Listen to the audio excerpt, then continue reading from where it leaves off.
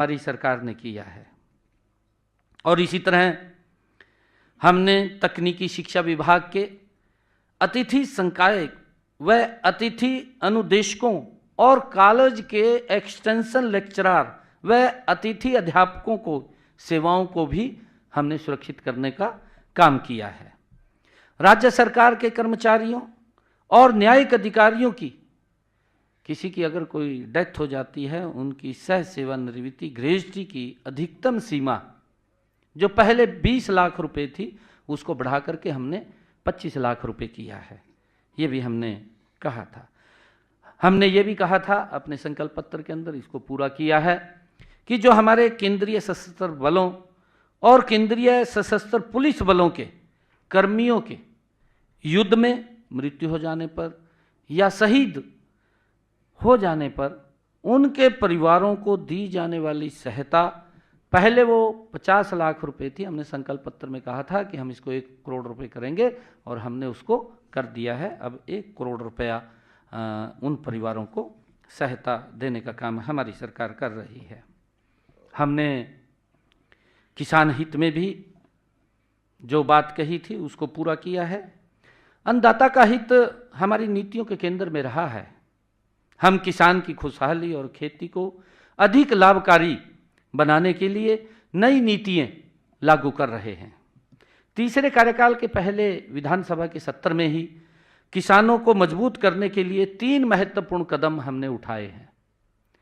क्योंकि लंबे समय से जो पट्टेदार किसान था, उन किसानों को मालिकाना हक नहीं था, क्योंकि लंबे समय से वो उसकी पैदावार तो वहाँ कर रहे थे परंतु उनको मालिकाना हक नहीं था। जैसे पाकिस्तान से कुछ लोग इधर आए और उनको आकर के ज़मीन लॉट हुआ, उनके नाम नहीं थी। ऐसे भू मालिकों के बीच विश्वास बहाली का काम हमारी सरकार ने किया है। आप सभी जानते हैं कि पहले भू मालिकों और काश्तकारों में के बीच ज़मीन के कब्जे तथा मुआवजे इत्यादि को लेकर विवाद वो लिटिगेशन कोर्ट में चलते रहते थे, परंतु हमने निर्णय किया है कि ऐसे पट्टेदार किसानों को, ये विधानसभा के अंदर बिल लेकर के आए और उसके अंदर हमने पास किया कि कलेक्टर रेट लेकर के ऐसे किसानों को, कलेक्टर रेट भी 19 नवंबर 2024 को हम लेकर के आए। कलेक्टर रेट के ऊपर हम उनको ज़मीन का मालिकाना हक देने का निर्णय वो हमने किया है और इसका एक बड़ा लाभ वो हमारे किसानों को मिला है। हमने जो हमारे गांव के अंदर लोग जो श्यामलात भूमि के ऊपर काबिज थे, ऐसे लोगों को भी हमने मालिकाना हक देने का काम ये निर्णय किया है। तीसरा, गांव में जो पंचायती भूमि के ऊपर जिन्होंने मकान बना लिए, लंबे समय से वो कोर्ट के अंदर चक्कर काट रहे थे, कोई ना कोई शिकायत हो जाती थी, शिकायत होती थी तो कोर्ट आदेश कर देता था कि ये ज़मीन को खाली करें, मकान गिर जाते थे, दिक्कतें आती थी।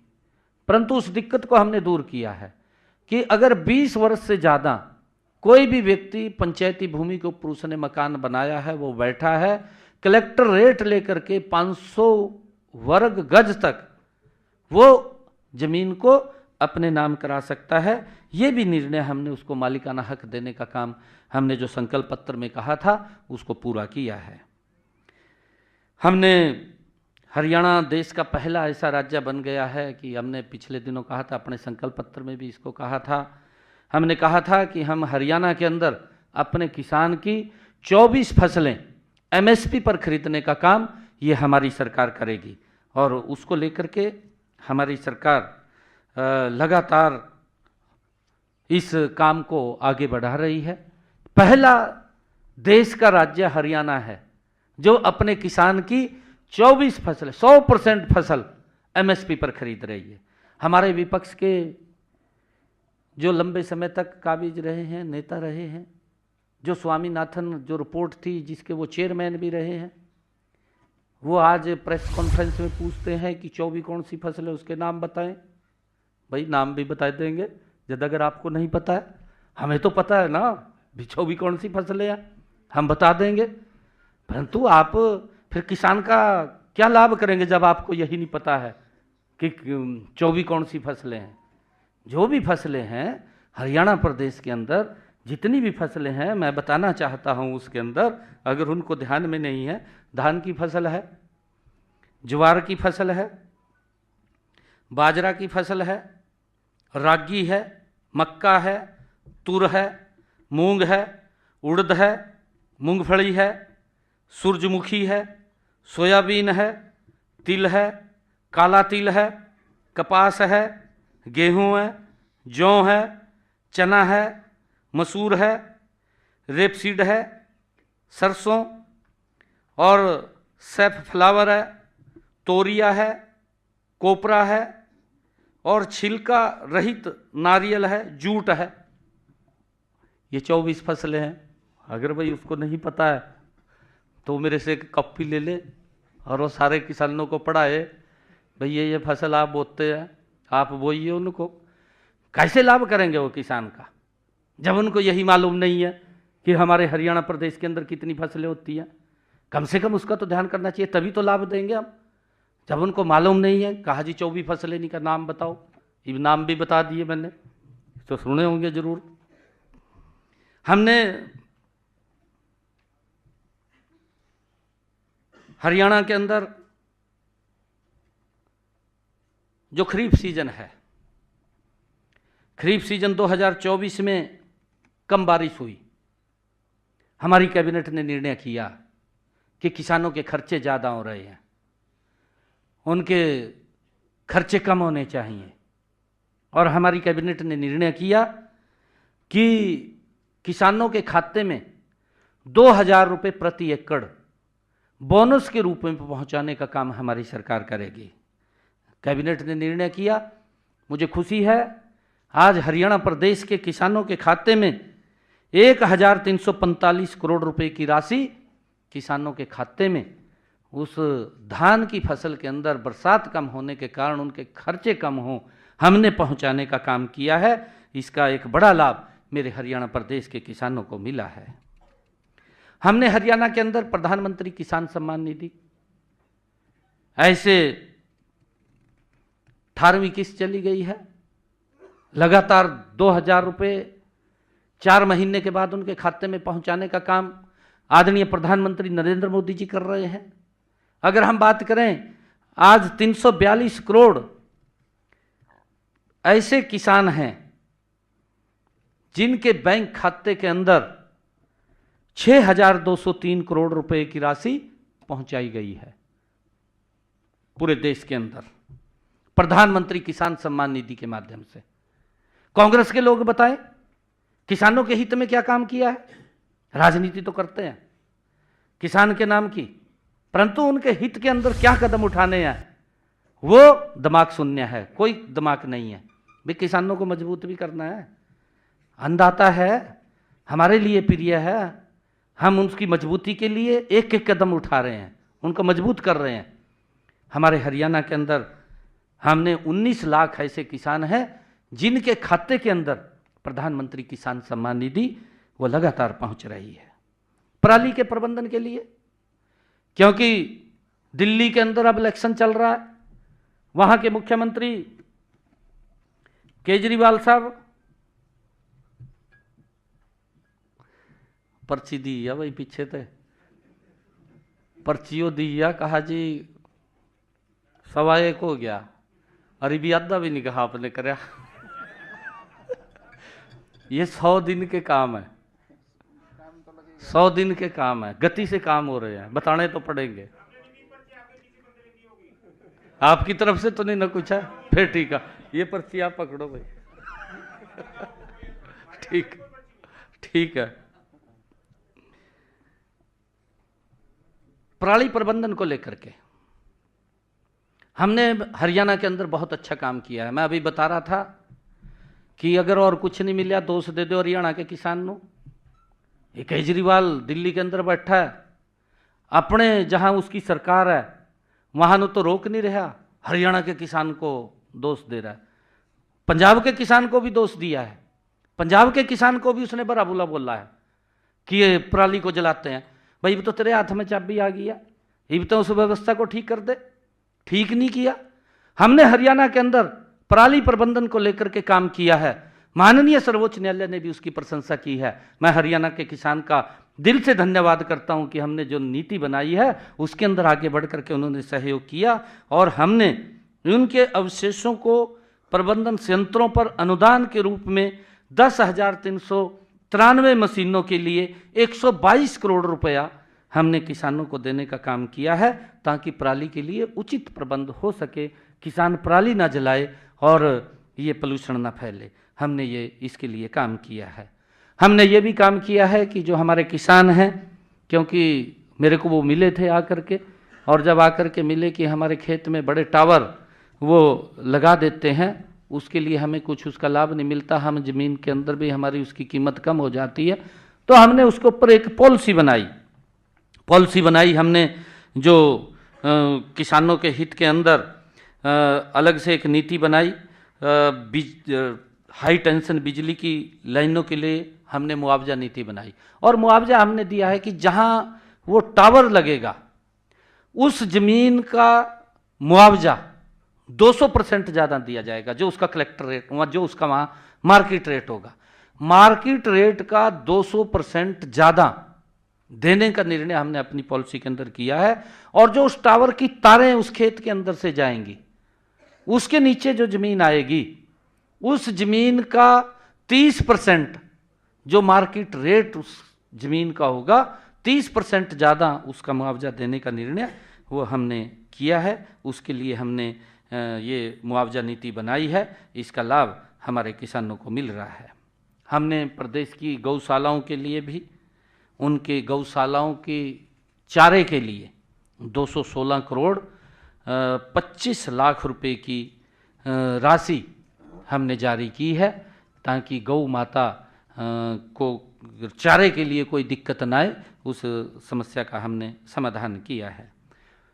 हमने अपने संकल्प पत्र में कहा था कि अभी पिछले दिनों देश के यशस्वी प्रधानमंत्री आदरणीय नरेंद्र मोदी जी ने 9 दिसंबर 2024 को जो उचाणी करनाल के अंदर, करनाल जिला के उचाणी गांव के अंदर महाराणा प्रताप बागवानी विश्वविद्यालय स्थापित हो रहा है, उसका शिलान्यास किया है। 65 एकड़ के अंदर यह कैंपस बन रहा है और 700 करोड़ रुपए की लागत उसके ऊपर आएगी। उसका शिलान्यास आदरणीय प्रधानमंत्री जी ने किया है। हमने अपने संकल्प पत्र में भी उसका जिक्र किया था और हमने उसको पूरा किया है। हमारे जो व्यापारी भाई हैं, प्रदेश के विकास में अपना महत्वपूर्ण योगदान रखते हैं। हम उनके हितों के प्रति पूरी सजगता से हमारी सरकार काम कर रही है। मुझे आड़ती मिले थे आकर के, क्योंकि केंद्र पूरे देश को ध्यान में रख करके पॉलिसी बनाता है। उन्होंने पूरे देश के किसानों के लिए जो आड़तियों का कमीशन था वो 46 रुपये रखा, परंतु आड़ती कहने लगे कि हमें इसमें पूरा नहीं होता, आप इस कमीशन को बढ़ाएं। तो उन्होंने एक हमें ज्ञापन दिया था, हमने अपने संकल्प पत्र में भी डाला, और डाला नहीं, हमने उसको पूरा कर दिया है। अब हरियाणा के हमारे आड़ती भाइयों को जो कमीशन का उन्होंने 46 रुपये के अंदर देता था, अब हरियाणा उसके अंदर ऐड करके 55 रुपये देने का काम हमारी सरकार ने किया है। और मुझे खुशी है कि आड़तियों के खाते के अंदर उस कमीशन का 309 करोड़ रुपए की राशि भी हमने जारी कर दी है, उनके खाते में चला गया है। हमने 2024-25 के दौरान खरीफ सीजन के कस्टम मिल्ड राइस डिलीवरी के लिए हमारे पास राइस मिलर एसोसिएशन के वो पदाधिकारी आकर के मिले कि हमें इसके ऊपर बोनस दिया जाए, क्योंकि हमें घाटा होता है इसके अंदर, उसकी वो सूख जाता है, सूख करके हमारे ऊपर खर्चा पूरा नहीं होता। तो हमने उन राइस मिलर्स को भी हमने कहा था कि हम आपको लाभ देंगे। 62 करोड़ 58 लाख रुपए की प्रोत्साहन राशि भी हमने उनके खाते के अंदर पहुंचाने का काम किया है। मुझे खुशी है बताते हुए कि व्यापारियों के लिए जो हमारे करदाता हैं, जो प्रदेश का विकास गति से होता है और जो उसमें उनका योगदान बड़ा होता है, ऐसे करदाताओं की सुविधाओं के लिए हमने रेवाड़ी के अंदर 29 करोड़ रुपए की लागत से एक कर भवन का निर्माण वहाँ किया है, और जिसमें पूरे प्रदेश के अंदर अलग अलग उनके कार्यालय 27 GST के कार्यालय, ताकि जीएसटी सुविधा कोई समस्या, कोई दिक्कत, कोई उनको और कोई प्रॉब्लम आ जाए तो उसको उससे डर ना लगे, वो बेखौफ हो करके वहाँ पर ये सुविधा केंद्र हमने खोले हैं। वो पूछ सकता है, किसी को रिटर्न में दिक्कत है, किसी का कोई और लिटिगेशन है, उसको लेकर के वो उनसे लाभ ले सकता है। हमने वो सुविधा केंद्र खोले हैं जिसके ऊपर 29 करोड़ रुपए की लागत आई है। हमने गत 2024 को छोटे व्यापारियों को राहत देने के लिए जीएसटी से पहले 7 अधिनियमों के तहत बकाया कर राशि के निपटान के उनके कुछ लिटिगेशन के मामले थे। हरियाणा के अंदर ऐसे हमारे लगभग 10 लाख से जो रुपए से नीचे व्यापारी थे, 2 लाख ऐसे हरियाणा प्रदेश के अंदर व्यापारी थे जिनका ये टैक्स को लेकर के कोर्ट के अंदर लिटिगेशन में थे। उनको एक बड़ी राहत देने का काम हमने किया, हमारी सरकार ने किया है। हमने उनको राहत दी है कि जो 10 लाख रुपए से नीचे के हैं ऐसे लोगों को ब्याज तो पूरा माफ किया है, ब्याज के साथ साथ उसके मूल का भी 10 लाख रुपए से कम आने का 60% हमने माफ किया है, और उसका मूल में से जो 60% माफ करके बचेगा उसमें से भी 1 लाख रुपया हमने माफ करने का निर्णय किया है। और इसी के साथ ही हमने जो 10 लाख रुपए से ऊपर के, 10 करोड़ रुपए के नीचे के ऐसे जो व्यापारियों के लिटिगेशन थे उनको हमने ब्याज तो माफ किया है और उसके मूल में से भी 50% उसका माफ करने का निर्णय हमने पिछले दिनों अपनी कैबिनेट के अंदर लिया है। और इसका एक बड़ा लाभ वो हमारे हरियाणा प्रदेश के व्यापारियों को मिलेगा। जो ये एक समस्या थी उस समस्या का हमने समाधान किया है। हमने हरियाणा प्रदेश के अंदर अंबाला छावनी, अंबाला शहर में लोकल बस सेवा शुरू की गई है। पीएमई बस सेवा परियोजना के तहत प्रदेश के 7 प्रदेश शहरों में फरीदाबाद, गुरुग्राम, हिसार, रोहतक, पानीपत, करनाल और यमुनानगर के लिए 450 नई बसें खरीदने की स्वीकृति भी हमने दे दी है। जल्दी ही वो बसें भी आ जाएंगी ताकि हरियाणा प्रदेश के लोगों को ठीक उनको यात्रा में असुविधा ना हो, उनको सुविधा मिले, उसको लेकर के हमने ये निर्णय किया है। कल ही 26 जनवरी थी, गणतंत्र दिवस। उसकी मैं आप सबको पुनः बहुत बहुत बधाई भी देता हूँ, शुभकामनाएं देता हूँ। हमने कल ही गणतंत्र दिवस के अवसर पर प्रदेश के 5 रोडवेज डिपो में इलेक्ट्रिक बस सर्विस शुरू की गई है और हर डिपो से 5-5 बसें, कुल मिलाकर के 25 बसों को रवाना किया गया। इनमें रेवाड़ी, हिसार, रोहतक, अंबाला, सोनीपत 20 बसें पहले चल रही थी। 45 बसें आज हरियाणा प्रदेश के अंदर इलेक्ट्रिक बसें वो चालू हुई हैं ताकि वायु पोल्यूशन भी ना हो, उसके अंदर भी राहत मिले। इलेक्ट्रिक बसों के संचालन के लिए Haryana city bus services limited का गठन किया गया है। इनमें 375 इलेक्ट्रिक बसों का ऑर्डर भी दिया जा चुका है। 375 और इलेक्ट्रिक बसें हरियाणा प्रदेश के अंदर जल्दी ही आ जाएंगी, धीरे धीरे करके, क्योंकि कल उनको हरी झंडी दी है। जैसे जैसे आती रहेंगी वैसे वैसे वो इस बेड़े में शामिल हो जाएंगी। हमने हरियाणा शहरी विकास प्राधिकरण के प्लाट आवंटनियों को भी अनाउंसमेंट से संबंधित मामले के निपटान के लिए भी पिछले दिनों विवादों का समाधान योजना वो शुरू की थी। इसमें 7,000 से अधिक प्लाट धारकों को 550 करोड़ रुपए की राहत मिलेगी, क्योंकि उनके भी लिटिगेशन के मामले थे। वो लिटिगेशन के मामले समाप्त हों और उसको लेकर के हमने इस योजना को शुरू किया है। हमने राज्य में पुराने वाहनों के स्क्रैपिंग व रीसाइक्लिंग सुविधा के लिए भी पंजीकृत वाहन स्क्रैप एवं रीसाइक्लिंग सुविधा प्रोत्साहन नीति 2024 को भी बनाई है। हमने अपने संकल्प पत्र में भी कहा था कि हरियाणा प्रदेश के अंदर जो 70 साल से ऊपर के बुजुर्ग हैं, आदरणीय प्रधानमंत्री जी ने इस बात की घोषणा की थी, 70 साल की आयु के ऊपर के बुजुर्गों के लिए आयुष्मान भारत योजना लेकर के आएंगे। संकल्प पत्र के अंदर हमने उसको पूरा किया है। आज हरियाणा प्रदेश के अंदर जो 70 साल से ऊपर के बुजुर्ग हैं, उनको भी अलग से, कोई भी है, किसी भी वर्ग से है, 5 लाख रुपए का आयुष्मान कार्ड उसको दिया है। अगर कोई दिक्कत, बीमारी उसको आ जाती है तो परिवार को इलाज की चिंता नहीं है, उसकी इलाज की चिंता ये हमारी डबल इंजन सरकार को है। और मुझे खुशी है कि अब तक इस योजना के तहत हरियाणा प्रदेश के अंदर 4100 ऐसे लाभार्थियों को 9 करोड़ रुपए के मुफ्त इलाज की सुविधा ये हमारी सरकार ने दी है। ESIC मेडिकल कॉलेज एवं फरीदाबाद में 625 करोड़ रुपए की लागत से बनने वाले 500 बेड अस्पताल के नए भवन की भी आधारशिला आदरणीय प्रधानमंत्री जी ने पिछले दिनों रखी है। इसके विस्तार से प्रदेश के श्रमिकों को और बेहतर चिकित्सा सुविधाएं मिलेंगी। हमने सेक्टर 6 पंचकुला सिविल अस्पताल में पैथोलॉजी, डर्मेटोलॉजी, मनोचिकित्सा और अस्पताल प्रशासन में DNB डिग्री कार्यक्रम शुरू करने की भी मंजूरी प्रदान की है। हर जिले में हमारी सरकार का कमिटमेंट है, हर जिले में एक मेडिकल कॉलेज के लक्ष्य की ओर आगे बढ़ते हुए हमने अभी पिछले दिनों सिरसा में संत सरसाईनाथ मेडिकल कॉलेज, वहाँ पर भूमि पूजन किया है और जल्दी ही वो बनकर के तैयार हो जाएगा।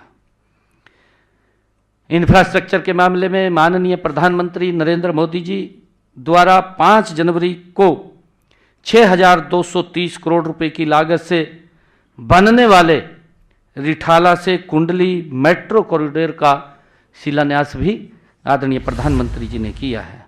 इस कॉरिडोर की लंबाई 26 किलोमीटर तथा इस पर कुल 21 स्टेशन होंगे।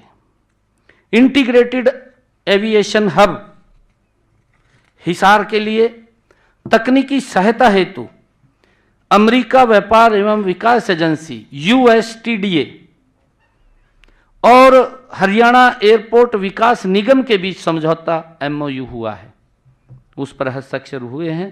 जल्दी ही हिसार एयरपोर्ट से हवाई जहाज की उड़ान शुरू हो जाएगी। तीव्र गति से हमारी सरकार उसके ऊपर काम कर रही है। प्रदेश में 232 किलोमीटर लंबी नई संपर्क सड़कों का निर्माण, अंबाला दो एयरपोर्ट, एक अंबाला भी लगभग उसकी दोनों इकट्ठी फाइल चल रही है, उसकी भी NOC आनी थी। अंबाला की भी आ गई है, हिसार की भी आ गई है। अब हिसार के अंदर जो ही उसका एयरपोर्ट का वो ढांचा खड़ा होगा तो जल्दी ही वहाँ से और अंबाला से उसकी उड़ान शुरू हो जाएगी। प्रदेश में 232 किलोमीटर लंबी नई संपर्क सड़कों का निर्माण 179 करोड़ रुपए तथा 810 किलोमीटर लंबी सड़कों की विशेष मरम्मत का कार्य 347 करोड़ रुपए की लागत से किया जा रहा है। परिवहन व्यवस्था को और सुदृढ़ करने के लिए हरियाणा रोडवेज के बेड़े में 650 नई बसें शामिल करने की मंजूरी भी दी गई है।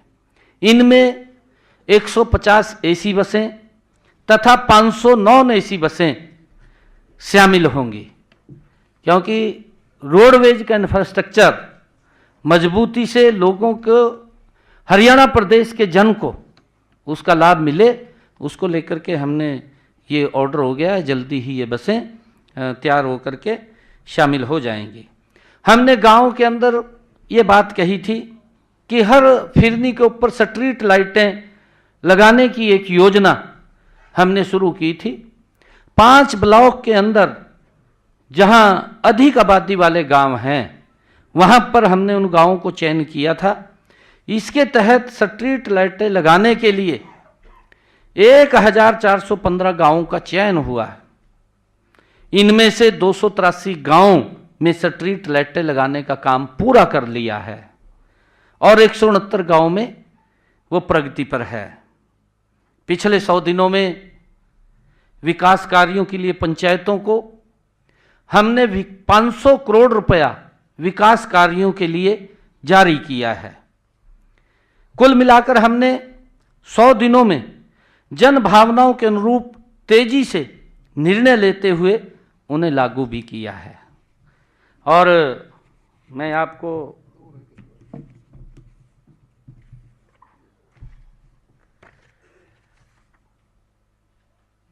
बताना चाहूँगा, ये विषय आ गया। हमने अपने संकल्प पत्र में कुछ और संकल्प भी लिए हुए हैं जिन्हें हम अवश्य गति से पूरा करेंगे। आईएमटी खरखौदा की तर्ज पर पूरे प्रदेश में 10 अति आधुनिक औद्योगिक शहर बनाएंगे, यह हमने अपने संकल्प पत्र में कहा है। नवीनीकरण योजना के माध्यम से 25,000 मेगावाट का उत्पादन करेंगे, जिसका उपयोग हरियाणा और एनसीआर के विभिन्न औद्योगिक केंद्रों को बिजली देने के लिए किया जाएगा। और हम पानीपत, फरीदाबाद और गुरुग्राम में रासायनिक और औद्योगिक कचरे के निर्वहन की समस्या के समाधान के लिए सीवरेज ट्रीटमेंट प्लांट का निर्माण करेंगे। नारनौल, महेंद्रगढ़ में integrated multi modal logistics hub के निर्माण कार्य में तेजी लाई जाएगी। हम केंद्र सरकार की पीएम मित्र योजना के साथ सहयोग करेंगे और हरियाणा के सबसे बड़े टेक्सटाइल केंद्र अंबाला में एक एकीकृत कपड़ा मार्केट स्थापित करेंगे। हम उत्पाद से जुड़े प्रोत्साहन योजना और हरियाणा फार्मास्यूटिकल नीति 2015 के माध्यम से आगामी फार्मास्यूटिकल उद्योग का दोहन करने के लिए करनाल में फार्मा पार्क की स्थापना में तेजी लाएंगे।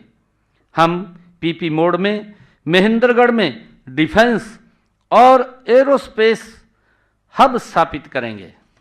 हम नए उद्योगों के विकास के लिए ई भूमि द्वारा 10,000 एकड़ का नया लैंड बैंक बनाएंगे। किसी भी सरकारी संस्था द्वारा समय पर भुगतान न करने पर संबंधित को 8% की दर से ब्याज का भुगतान करने की नीति लागू करेंगे। मुझे विश्वास है कि ये निर्णय माननीय प्रधानमंत्री नरेंद्र मोदी जी द्वारा वर्ष 2047 तक भारत को विकसित राष्ट्र बनाने में हरियाणा के अहम योगदान की सशक्त आधारशिला साबित होंगे। मैंने 100 दिनों में से हर दिन जन सेवा को अर्पित किया है। जिस दिन से चला हूं मेरी मंजिल पर नजर है। जिस दिन से चला हूं मेरी मंजिल पर नजर है। आंखों ने कभी मील का पत्थर नहीं देखा। धन्यवाद।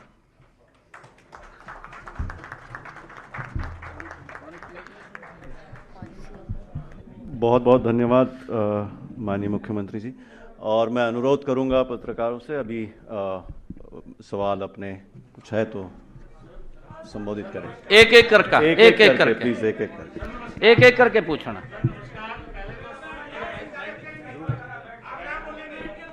एक एक करके बोलिए। सर नमस्कार जी, 100 दिन की आपको बहुत बहुत बधाई। पहले तो मैं Komal Ramola, senior correspondent top story English daily. Sir जब नई सरकार बनती है, कोई भी नई सरकार बनती है,